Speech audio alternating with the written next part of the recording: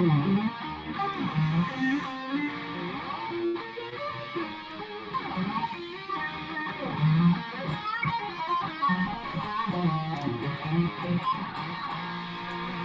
feeling so good it ain't right. Good morning, everybody. Rock and roll legend, hunting enthusiast, and Hunter Nation spokesperson. Ted Nugent is my very special guest today, Thursday, November 4th, 2021. For DrydenWire.com, I'm Ben Dryden, and you're watching DrydenWire Live, a video podcast where we chat with people from all walks of life in an organic, unscripted format. Today, so we have some programming notes, but I'm going to skip all this stuff because I just can't wait. I'm so pumped up right now. Ted playing that right away. That is the coolest thing I've ever seen in my life. So screw it. We're just going to get right to this. Ted, good morning, sir. How are you? I couldn't be better. I am cocked, locked, and ready to rock the Glock around the clock, Dr. Spot. Happy November in an otherwise treacherous world. We can still carve out perfection, and it's called the hunting season. Say hallelujah, Ben. Yeah, so this is the irony of all this is I've never been hunting in my life. I don't know anything about it, so I feel like I'm going to learn a lot during this conversation. I know Senator Rob Staffschultz is trying to get me out and go hunting, and I will someday. I just can't get past the whole field dressing thing. That's great. Well, now, Ben, follow Uncle Ted. I know you respect your elders. Listen very, very closely, and even through this gonzo technology, look me straight in the eyes. Your spirit is unfulfilled until you get your hands plunged into as a conscientious participant of God's miraculous, renewable creation. I've been hunting for 73 years, a driving force to make sure that I remain clean and sober for 73 years. It is the highest of highs, and it is the most spiritual endeavor this side of birth, death, and creating birth. The hunting lifestyle is a miracle in action, and I beg of thee and all people in the world, get back to the healing powers and the spiritual invigorating powers of nature as a hands-on participant. It is the ultimate. Yep. So, by the way, when my children were born, I was with my wife at the time, and I right next to her the whole time. And then right about the time I was in the hall. So yeah, no. Man, you got to go to the new school of tough guy. You got to be the samurai. You got to, I got to tell you, to each his own. Not everybody's a hunter, not everybody's a goat farmer. We each have our calling, but I believe, and I've seen it with my own eyes because I've baptized so many people into the perfection of understanding where life comes from, and it includes a gut pile. And when that child is born, what you have been brainwashed into thinking is distasteful and uncomfortable is absolutely the most beautiful thing. The blood, the effort, the suffering that the woman goes through to give birth. I got 7 beautiful kids, and that moment is a mystical, magical moment. Never turn your eyes off of these magical moments in life. It'll make you a stronger, more fulfilled, and very passionate human being. I promise you, Ben. Okay, well, I don't know. I don't know if I can do it. The whole, again, the field dressing, the knife, the gross, It's beautiful. You get your hands all bloody. You're alive, man. You're alive. Okay, I'll take your word. I'll try it. I mean, I don't know if I can do that. I just don't know. Man. Hey, real quick. So, Uncle Ted, I was going to Google that this morning because I'm told as an interviewer, I'm supposed to know answers to my questions before I ask the questions, which I never do. I'd be a terrible lawyer. Why Uncle Ted? Where did this come from? Why are you referred to as Uncle Ted? I can't be the only person who doesn't know why. Well, I didn't invent love, Ben, but I perfected it by the time I was about 9. I have it's so affable. I'm a very positive, alive person, and I share that positive energy and positive spirit. I'm an old man now. I'm 73 next month. But I still have the piss and vinegar of young Ted, even though I'm a little bit slower and it hurts a little bit more. But I think there's a connection with your fellow man that when you meet somebody and they're upbeat, especially with my music, oh my goodness, my music is so positive and so much fun and so emotional and so passionate and so defiant. Those attributes connect the best of the best. And so young people, even when I was young, I think when I was in my 20s, people just started out of nowhere calling me Uncle Ted. You talked about this exchange we're going to have is spontaneous, organic, and real, down to earth, grounded. Well, I think that relationship I have with everybody qualifies in all those categories, and they just started referring to me like as a family member. So I'm very honored and proud. That's awesome. Speaking of music, I went to your website this morning, just tednugent.com, literally just tednugent.com, which is awesome. 40 albums. You've been doing this for decades. You've probably had albums or releases on, I don't know about 8-track, but maybe, but cassette. Sure, absolutely 8-track, sure. 8-track, cassette, vinyl, CD, etc. But now we're in this digital world. Are you happy with that? Like, yeah, no, that's perfectly fine. Or do you kind of miss, I wish my album was just sold like as a standalone album thing. Or, yeah, that's fine. I just recorded an absolute monstrosity of a grinding, fun, grooving James Brown tribute. The essence of my musicians, Greg Smith on bass guitar and Jason Hartless on drums, which goes back all the way to 1957. Not those two guys, but that quality of musicianship. And most importantly, that is underestimated around the world, the work ethic that these guys put into the tightness, the electricity, the authority of the music of our founding fathers, James Brown, Wilson Pickett, the Motown Funk Brothers, Chuck Berry, all these masters of emotional, soulful musical authority. They still live in our fingers, in our spirit, in our spine, in our DNA. And in 2021, as horrible as conditions are around the world, we just made what everybody in my circle who are gung-ho, critical thinking music lovers, they say, see, these are some of the best songs I've ever written and the most dynamic firestorm of performance by Greg and Jason and I. And their album is called Ted Nugent Detroit Muscle 2021. And I don't care about how people deliver it. I play it off my little handheld apparatus for a campfire every weekend, September, October, November. I have campfires every weekend, 15 to 30 people.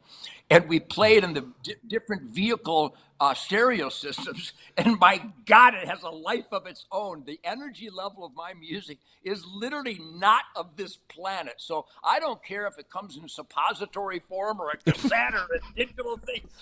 I'll put it on the end of a crowbar and hit you upside the head with it if I have to. But bottom line is the music has a life of its own. And you may have noticed, Ben, I am so excited about the new music. I can hardly stand myself. Well, that's actually, I'm glad you brought that up because you've been doing this for decades. Do you find it now, and I think I already know the answer to that, but do you find it's harder to make music now after decades of doing this, 40 albums, thousands and thousands of songs, because, okay, I'm kind of running out of ideas here. I think I've done my best. No, Ben, or is it like, holy cow, this is actually getting easier and better music now, or you feel as though it is, wow, I love this stuff now. I'm glad I did what I did, but I'm so glad I am where I am right now. Again, because of the caliber of musicians and just gentlemen, just work ethic, great Americans that I surround myself with, what Greg and Jason and my production team, Michael Lutz from Smoking in the Boys Room, Brownsville Station author, and Tim and Andy Paddlin, and my assistant Linda, and my son Toby, and Doug Banker, my longtime manager. I've sold over 40 million records. I tour every year except where the Chinese communists in the White House wouldn't let me last year and this year. We'll get into that. I'll get into two. I just came in, Ben. I just came in from a morning of definitive soul cleansing escape from the whole world, especially the ugly, treasonous, criminal government, media, academia, big tech, Hollywood punks. In my tree stand in the marsh, I live and breathe perfection. It is perfect. It's spiritual. It's the definitive escape from the world. So when I got in, I came into my barn, my Cuckoo's Nest man cave, and I grabbed my Gibson Birdland and killer, unprecedented, heretofore never played guitar licks erupted. And And I am so, I got to tell you, when I come in from hunting, which I do every day, literally every day, September, October, November, December, January, February, and then turkey season starts. I am so pure of heart and soul after being a muck runner, being a bow hunter in the swamps, in the forest, that I literally attack my guitar like a horny teenager with his first loud amplifier every time. I mean, I have this purity, and so no, it's not more difficult. In fact, I could record 6 new albums. I got so many musical grinds and grooves and chord slams and guitar licks, and again, surrounded by these musicians, we love American soul music and rhythm and blues and rock and roll by our black heroes. We still listen to our black heroes. So that is channeled through our love of it with my own, like when I play a guitar lick, I just pick up the guitar and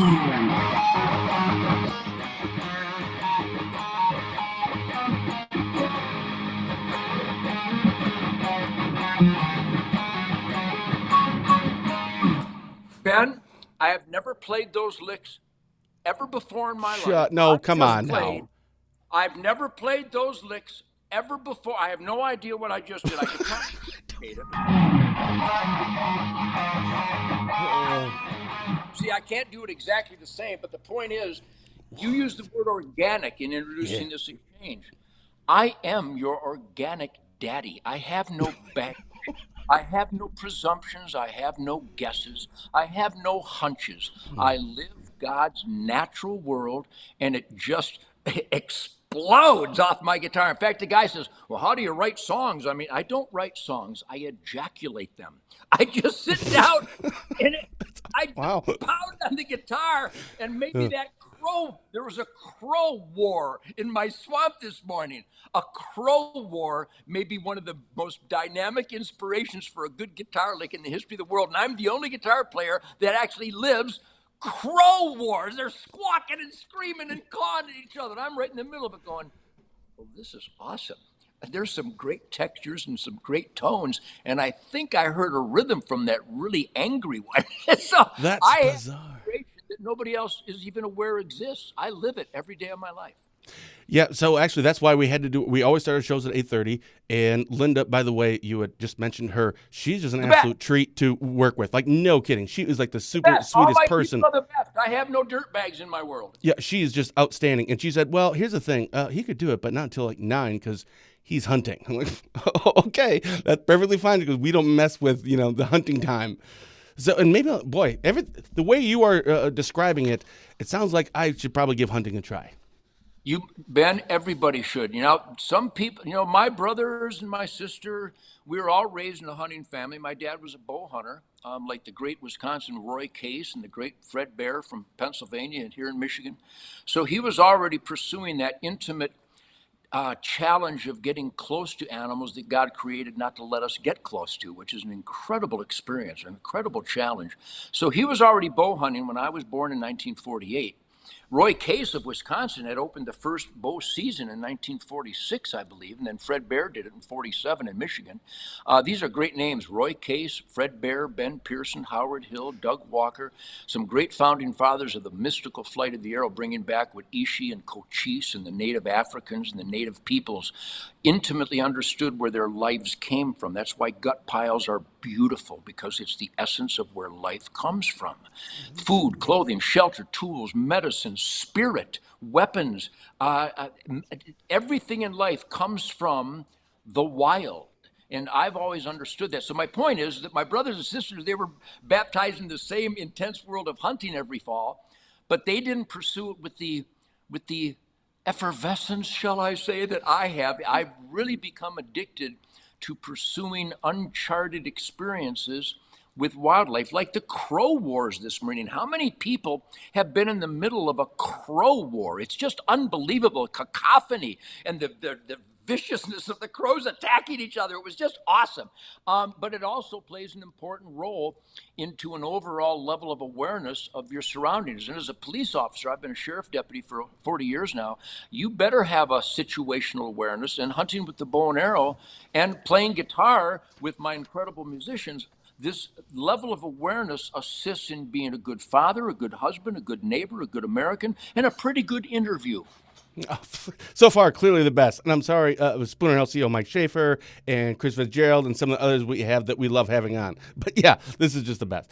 By the way, Organic Daddy, yeah, you absolutely need to call your next album Organic Daddy. That is just fantastic. I love it. Well, Detroit Muscle is another variation of that, I promise you. Detroit Muscle, that Motor City horsepower. I have a couple of fire-breathing Mopars and Ford Broncos here that my one Bronco gets exactly 700 yards to the gallon. I want to take Al Gore for a ride in it. Use him as a cow catcher. Okay, I think we're getting off a little there. That's okay. No, we're not. This is all part of it. This is all part of the Ted Nugent interview.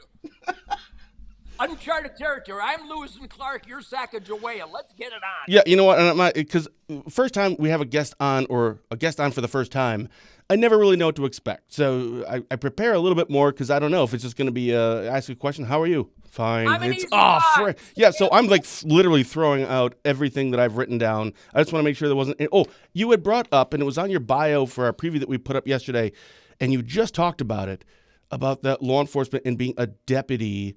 I'm trying to read through your bio here, but tell me more about that, because we are at DrydenWire. We've always been pro law enforcement.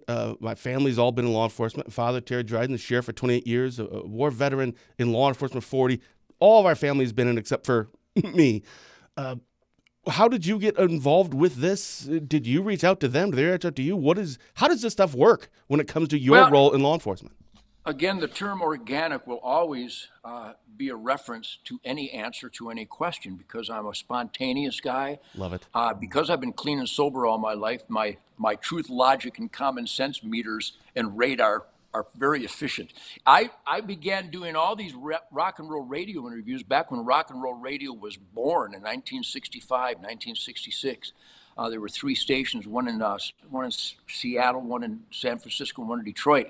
And because the Amboy Dukes were recording, we had this intense guitar and the great musicians. What wonderful, wonderful musicians as young teenagers.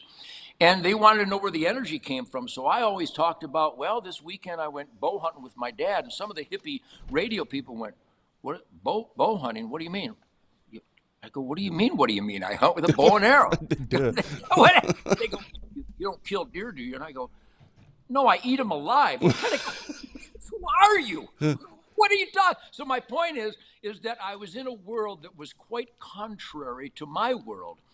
Even though the rock and roll unification was a driving force for these rock and roll people to interview me, I always brought up my love of the shooting sports, aim small, miss small. And of course the hippies were against the guns, and I just crush them with logic, how perfect guns are, how perfect the Second Amendment is, how the discipline of aim small, miss small, the samurai of breathing, sight acquisition, trigger squeeze, understanding there's only one gun law we need on the planet, and that is never point it towards anything you're not willing to destroy. And this drove them crazy.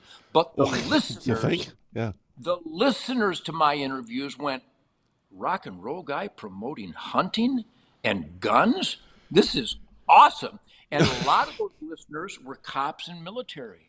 And so they would track me down and go, "I heard your interview with the dopey hippie guy who tried to, attack you for being a gun guy, and you ate his lunch, man. Thanks for that." And that was a Vietnam Army guy, and that was a sheriff deputy or a state trooper. So we kind of became friends. I had more and more cop and more military friends who appreciated that I was promoting the Constitution, the Second Amendment, and the shooting sports discipline against the infringements on our gun rights, all in the name of nonsense and in ignorant so-called safety considerations, when again, the only safety law regarding a gun is you never point it towards anyone you're not willing to destroy. Alec, dirtball. What's his name? Alec Baldwin. Probably Anyhow, Baldwin, right? Yeah. so I became friends, and so I started doing a lot of drive-alongs with different law enforcement agencies on tour all across the country.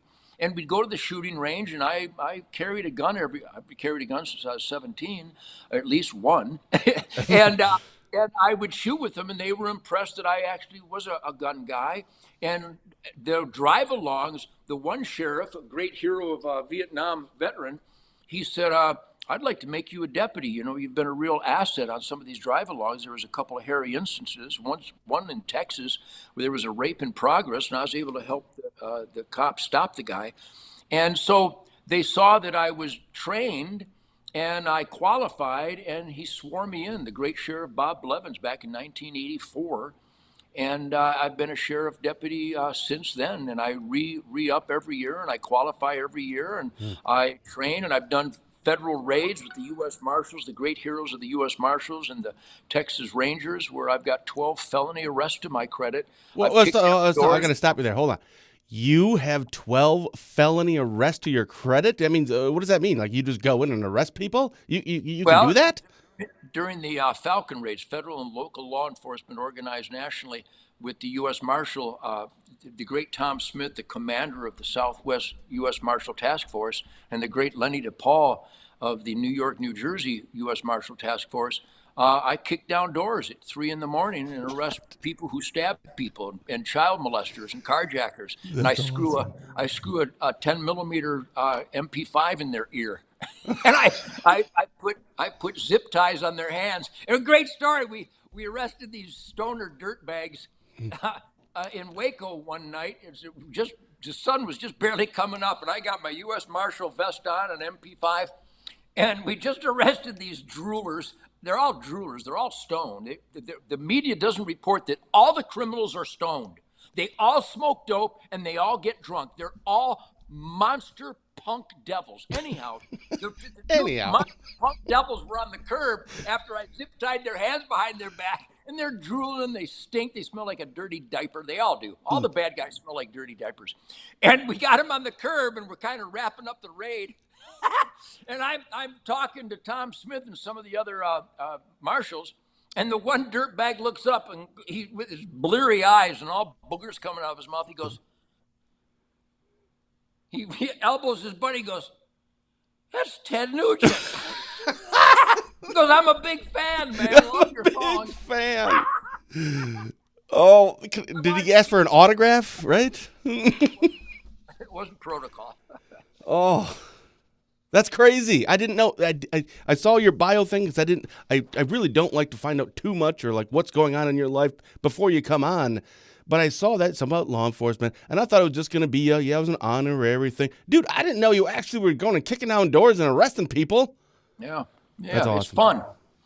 What are you more known for, you think? Are you more known for, well, probably not that part. Do you think at this point you're more known as a rock and roll, and I think everyone would pretty much agree, that a legend, a rock and roll legend, or hunting? Like if I Googled rock and roll legend, your name, your photo would be on the first page. If I Googled hunting, your photo would probably be on the first page. Which one do you think you're more known for now? Well, I don't have to think. I'm a gregarious guy. I had sushi with my manager, Doug, and my son, Toby, yesterday at a beautiful sushi bar in Jackson, Michigan. I go to Whole Foods where I got a lot of pierced nipples and a lot of purple hair. And you'd think that they weren't Ted Nugent fans, but it is literally 50-50. Everybody from every imaginable walk of life, a black couple with 2 black children in a stroller, a bunch of Hispanic workers, it doesn't matter. There's no color, there's no ethnicity, there's just people. And they come up to me everywhere I go, and they either want to talk about my killer music or thank me for standing up for the Second Amendment and promoting hunting. So it's really 50-50 because I experiment in self-government. I am a we the people. Ted Nugent is the authority in Ted Nugent's life. And these people have seen that I've never been apologetic. I've always been absolute. I don't need any paperwork from any man for my First Amendment. I don't need a license or a permit. And I sure as hell don't need any paperwork from another man for my God-given right to keep and bear arms. I've already got that permit, and I got it from God. So you can take your permits and your licenses and shove them up your ass. Yeah, so that probably doesn't go well with all circles. I'm Good. assuming. You know what service doesn't go with? Dirt bags and tyrants. And dirt bags and tyrants aren't invited at the Ted Nugent party. So how does that work? You are obviously a very outspoken person. You have strong beliefs, strong opinions, strong convictions. And there are people who aren't going to agree with some of those, which is perfectly fine. So therefore, because No, you it's are... not perfectly fine. No, Oh, it's it's not? not. It isn't. It's not perfectly fine. And if you want to Google my debates, even though they're never debates, they're basically skull crushings by the truth, logic, common sense guy against the presumptuous liar haters, you don't have an opinion. You have no right to an opinion whether I keep and bear arms.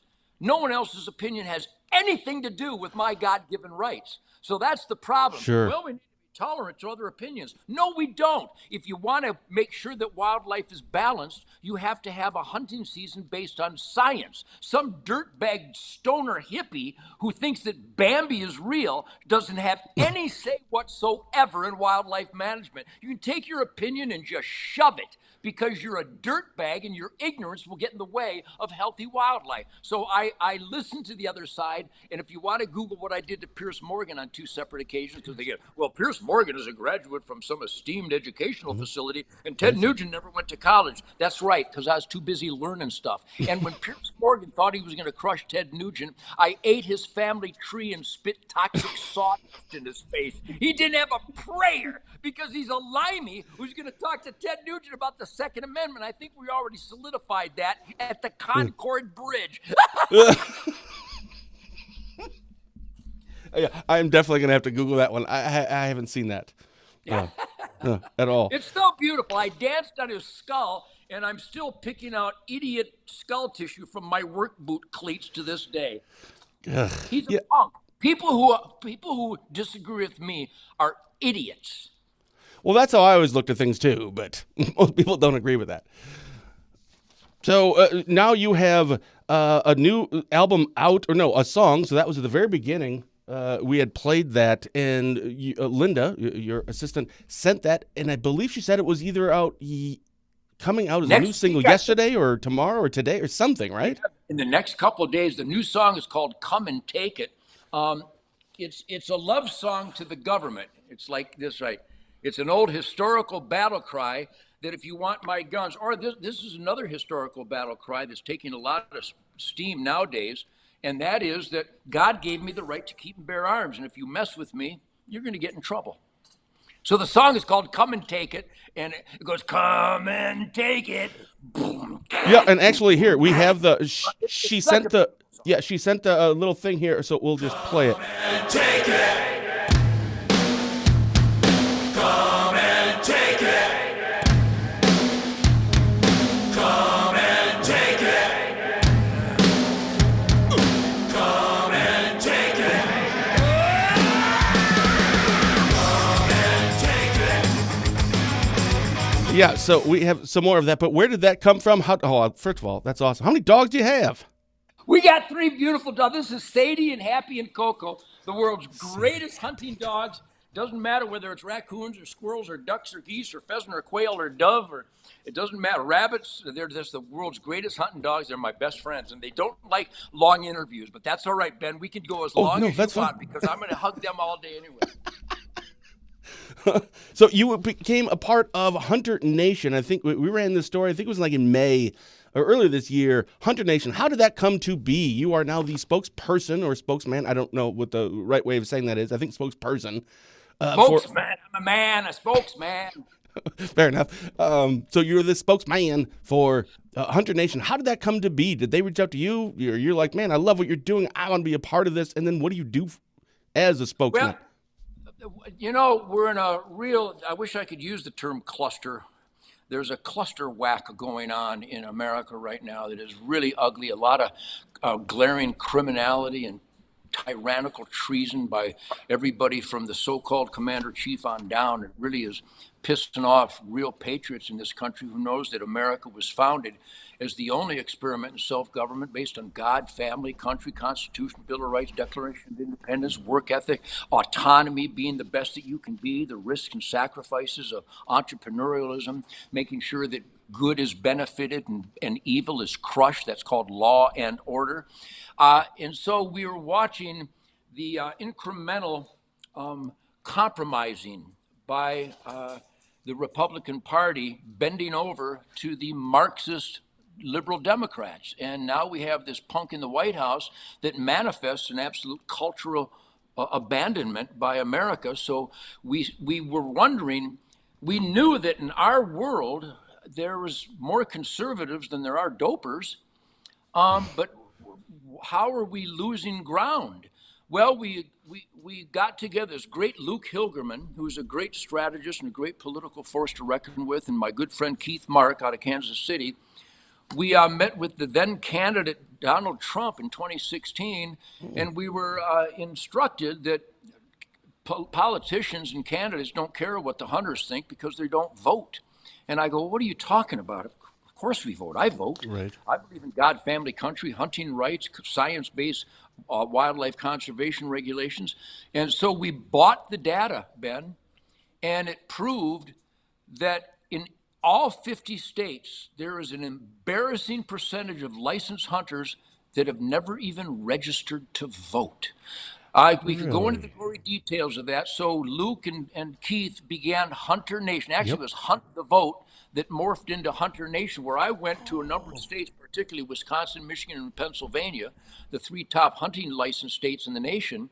And I scolded my fellow hunters, how dare you complain, but not, you don't point at the flames of the building, you help put the fire out. You complain there's a fire, you put the fire out. You have to vote. Right. So we literally went on a warpath to get licensed hunters to register to vote. In 2016 was the result of that.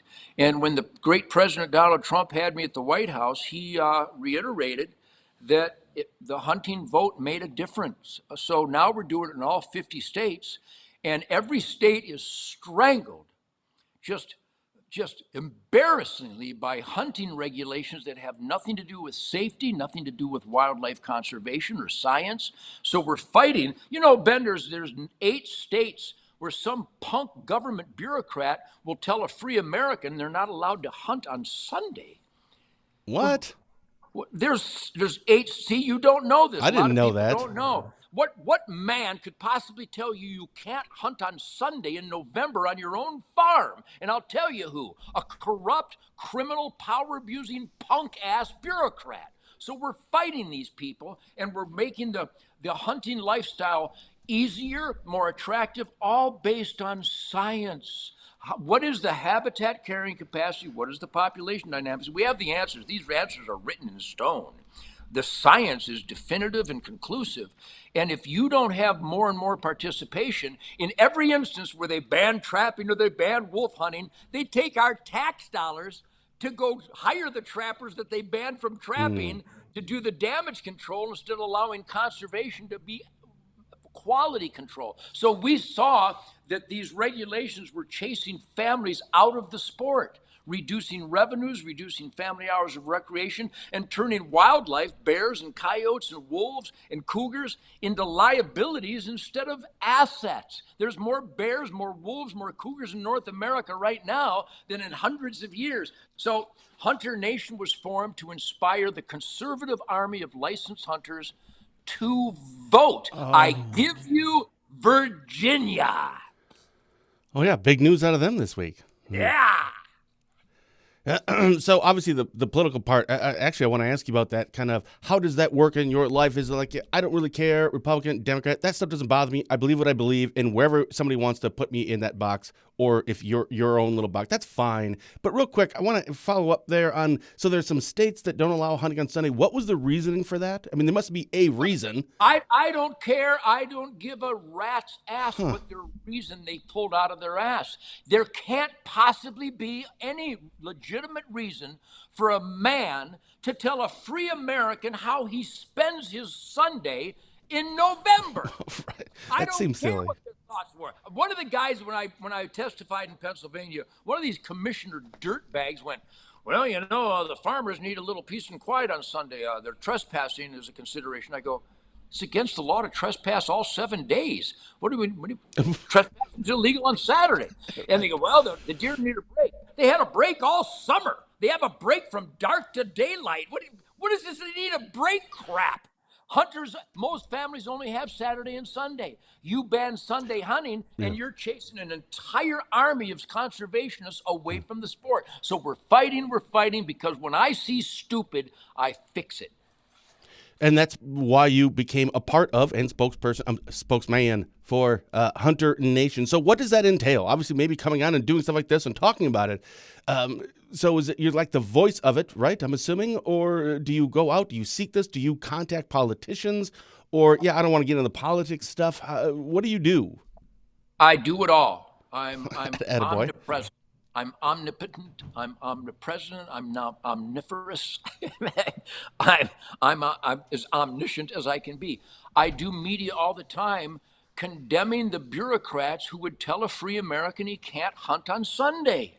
I condemn the politicians who try to protect the wolves as they destroy the deer herd, cause great agriculture damage to livestock when we just want a balanced wolf population, when they don't allow hunters to hunt bears in the spring or with hounds or bait, but then they take our tax dollars and hire a USDA hunter to hunt the bears all year with hounds and bait. I mean, this is insanity. We're not France. This isn't Germany. This is America. Those are my cougars. Those are my bears. Oh. And if they're not in the asset column through utility and value, then they're in the liability column, and there's going to be damage control after livestock is destroyed, deer herds are hurt. Wisconsin's a perfect example. There's way too many wolves in Minnesota, Wisconsin, Michigan. We have to reduce that dangerous predator to a level. We love wolves, but we don't want so many that they're destroying the deer herd, and people are not buying licenses, not buying groceries or food or lodging or restaurants or fight licenses, sporting goods. When you scare a hunter away from the hunting lifestyle, you're taking huge amounts of money out of the economy, because wolves don't buy licenses. Wolves don't have bag limits. Wolves don't buy groceries in restaurants. And I mean, come on. Even the guitar player can figure this stuff out. So what bureaucrat could be so stupid not to get this? And actually, last I heard, and I haven't checked in the last probably 24 hours, maybe something has changed, but I believe the wolf hunt in Wisconsin is a no-go this year. Well, that's a perfect example. So the wolves, they just kill deer all year, every day. And when they're not managed responsibly, i.e. an annual regulated hunting season, they become a liability overnight. The wolves are a liability. All we want is the magnificent wolf to be an asset. It's a big game animal that should have a season and licenses and family hours of recreation and the revenues generated to hunt wolves to mitigate the damage they do to livestock, to people, to the deer herd.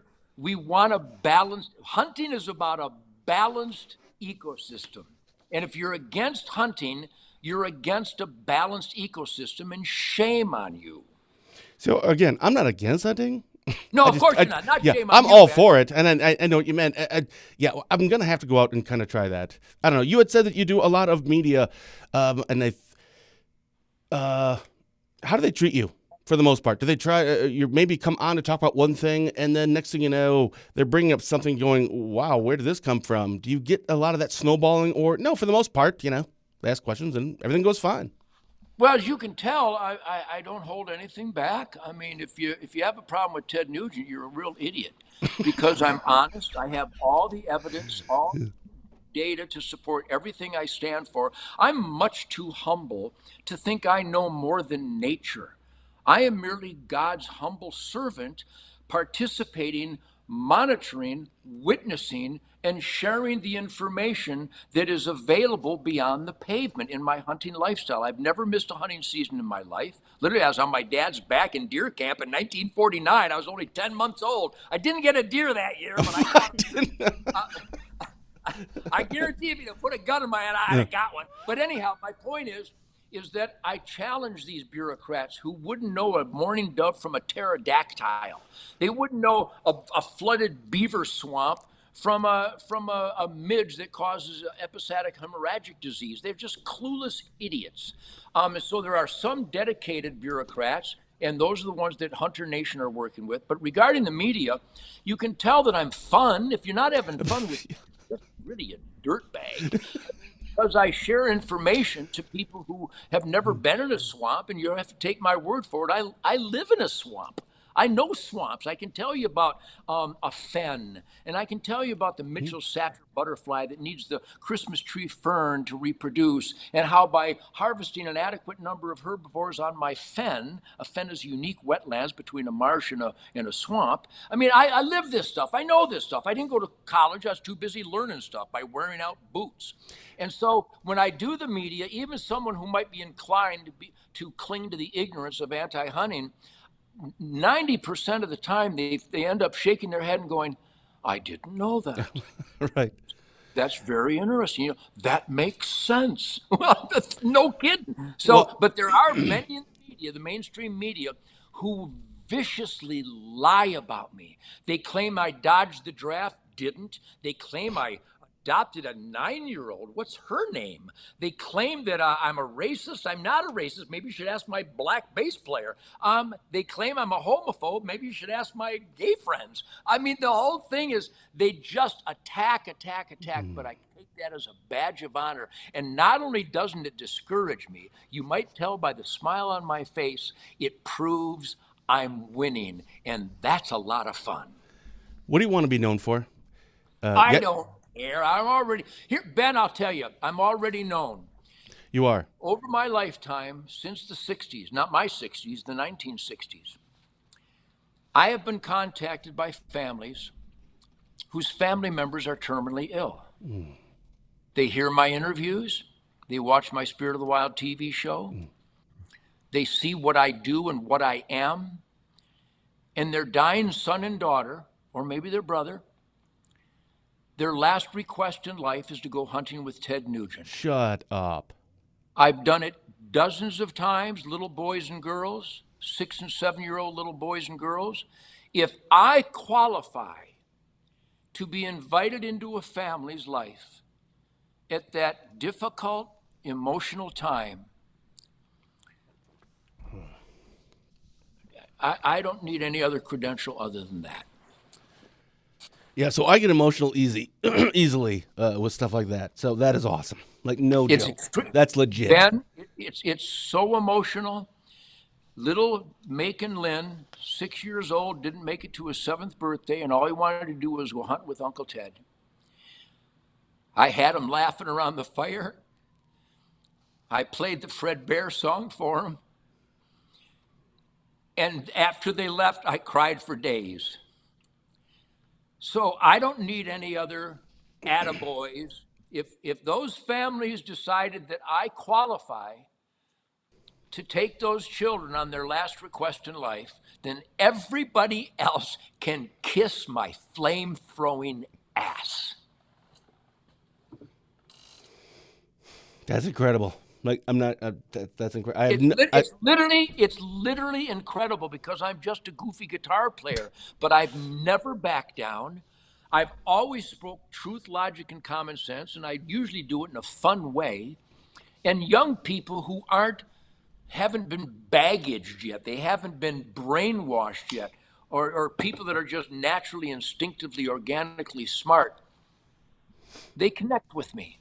Yeah. And I'm honored beyond the English language. I'm humbled beyond the English language. So I know I'm on the right course. I know that I'm doing God's work. He and I are together every day in the swamp. Actually, it's she and I. I think God's a woman, because I was in her cleavage this morning, and it was a beautiful morning in God's cleavage. It just seems to be a better place than a lap. I like God's cleavage better than the lap. Yeah, actually, now you say it, that does sound a little more lovely. Speaking of that, actually not specifically that, but a female, I went to your website this morning at teddynugent.com, and at the very bottom, it was Shemaine. There's a link down there, Shemaine something, right? If I'm Shemaine saying Nugent, my wife, the queen of the forest. Yeah, so I clicked on it. I'm like, why is it on your site? And I can't remember what it was called there, but it's ShemaineNugent.rocks. And holy cow, I started looking at that, and I was reading some of her blogs, and I didn't even know she did this. So can you quickly kind of tell us, or not let's say quickly, but what is that about? Because that was really cool. I don't know if anybody really know, or a lot of people know about that. Well, if you need any more evidence that God really, really loves me, just check out my wife, Shemaine. My goodness, what a creature. What, what, what the essence of God's miracle is my wife, Shemaine. We've had the Ted Nugent Spirit of the Wild show on Outdoor Channel, and Yep. previously, before there was an Outdoor Channel on public television. And I attribute the success of our Spirit of the Wild show to my wife, Shemaine. She is so organic, so gorgeous, so smart, so cocky, so positive, and she's a middle-aged woman that comes off as a teenage cheerleader. She is so because she takes care of herself.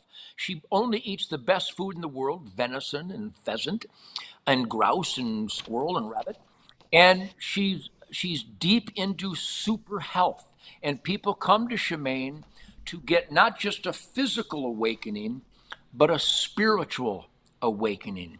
I believe that God has chosen my wife Shemaine to help steer people down a true north or up a true north compass setting, to be more cognizant of their gifts in life, and to take better care of one's sacred temple. And believe me, Ben, when I tell you, Shemaine's temple, it's sacred.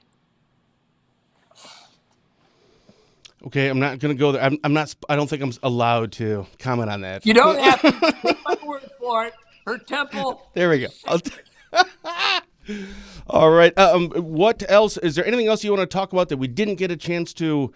And then I do have a question. One last question for you, and then I'm good on my end. If there's something though that you would like to make sure that you say to our listeners, to your followers, where can people go and find more information about you?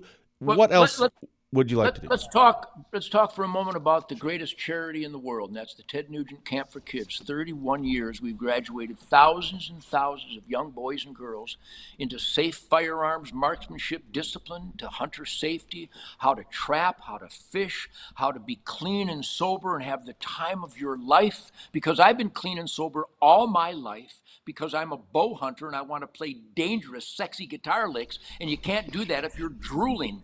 So the Ted Nugent Camp for Kids is 100% volunteer, nonprofit, 501c3, and people can find out more about it at tednugent.com. But my volunteers, Ben, Paul Malone and Kevin Mark and Roger and Carol and her daughter and Ward Parker, we have the greatest volunteers at the Ted Nugent Camp for Kids, 31 years teaching children how to be ultra alive in the asset column for God, family, country, freedom, life, liberty, and the pursuit of a unique American dream, happiness. And a very important charity, that's Ted Nugent Camp for Kids. And then fullcircleprogram.com, fullcircleprogram.com. Since our criminal government is orchestrating the invasion of America, including unprecedented amounts of murderous chemicals like fentanyl, there's a young organization called fullcircleprogram.com that are saving young people's lives from the scourge of substance abuse that is literally orchestrated by the U.S. government. How heartbreaking is that? How heartbreaking is it that the so-called President of the United States is orchestrating the invasion of America and the importation of fentanyl and meth and America-killing substances? But fullcircleprogram.com is a charity that is saving young people's lives. And of course, I hope everybody goes to hunternation.org. Yep. Hunternation.org. Ben, I'm telling you, we have boots on the ground for God, family, country, freedom, law, and order. And we're getting the votes out. I give you Virginia. Yeah, holy cow. That was kind of a surprise for me. Do that. Yeah. What's coming up for you this week, this month? Obviously, a lot of hunting right now, I'm hunting every day. I'm doing a wonderful military veterans fundraiser in Attaboy. Texas on the 10th. And if I may, maybe I should do this for you.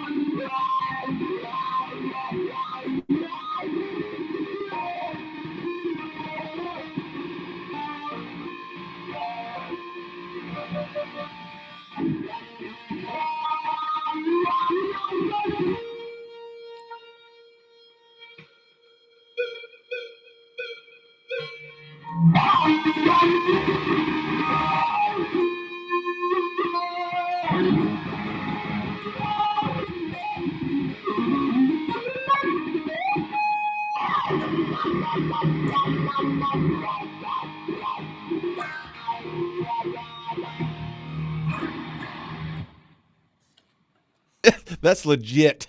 You should think about doing that for a career.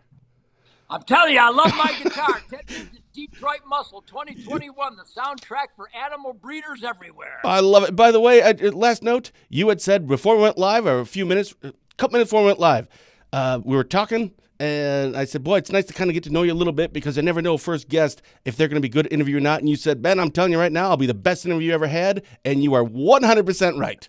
Outstanding Because job. I hold nothing back. Plus, Ben, I could tell right away by that cute little grin on your face that you deserve me. And I could tell if you've got a life of a family of law enforcement, they're heroes, they're sheepdogs. They bring us safe neighborhoods and secure streets. And we salute all the heroes of law enforcement and the heroes of the military, as long as they never break their sacred oath to the Constitution. If their boss tells them to commit an immoral, illegal, oath-violating act. The oath is your boss, not the man. Amen, brother. Ted, thank you so very much. I can't All tell right, you. Ben, Godspeed. Have the greatest hunting season of your life. I love Wisconsin. I love America. The whole world sucks. America sucks less, barely. But during the hunting season, it don't suck at all. Awesome. Special thank you to my guest today, rock and roll legend, hunting enthusiast, and Hunter Nation spokesman, Ted Nugent. For DrydenWire.com, I'm Ben Dryden saying thank you for watching. I'll see you next Tuesday when Barron County Sheriff Chris Fitzgerald and I will be back for our latest episode of Positive Tuesday with Ben and Fitzy. Until then, stay safe, stay positive, and as always, have a blessed day.